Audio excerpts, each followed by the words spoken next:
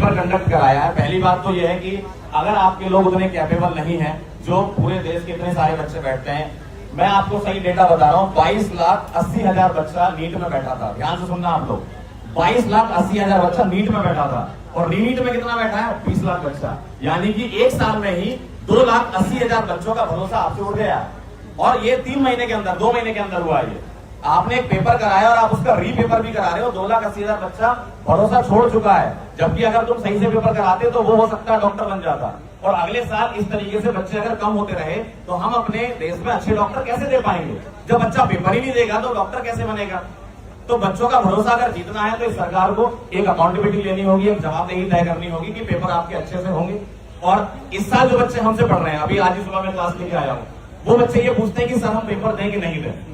मतलब उनको ये डाउट है कि सर अगले साल का पेपर कहीं लीक हो गया तो मैं उसको क्या जवाब दूं उस बच्चे को? तो मेरे पास भी तो जवाब होना चाहिए एज अ टीचर कि मैं उस बच्चे को जवाब दे पाऊं कि नहीं बेटा तुम्हारा पेपर बहुत अच्छे से होगा, बहुत अच्छे से सारे पेपर कंडक्ट हो रहे हैं। मेरे पास भी तो जवाब होना चाहिए उस चीज का। और अगर सारे बच्चे इस तरीके से, ऐसा नहीं कि नीट का पेपर लीक, बहुत सारे पेपर लीक हो रहे हैं, ऐसे ही पेपर लीक होते रहे तो कैसे आप भरोसा कर सकते हो इस सरकार पर? कैसे आप अकाउंटेबिलिटी सेट कर सकते कि नहीं हमारा पेपर अच्छा होने वाला है या हम अच्छे से पेपर दे पाएंगे? एज अ टीचर मुझे तो बहुत दुख होता है। आप लोगों को भी इतना दुख होना चाहिए कि भाई आप अपनी आवाज उठाओ। बहुत अच्छी बात है, काफी लोग यहाँ पर आए हुए हैं, है ना। आप अपनी आवाज बुलंद रखें। 20 तारीख को यहाँ से सीधे संसद भवन की तरफ जा रहे हैं। क्यों? क्योंकि वो लोग हमारी बात सुन ही नहीं रहे। यहाँ पर सोनम सर बैठे हुए हैं। सोनम सर पिछले 19 दिन से हंगर स्ट्राइक पर है। अगर एक दिन इनको खाना नहीं मिलेगा ना तो रोने लगेंगे। ये इंसान 19 दिन से यहाँ पर बैठा हुआ है।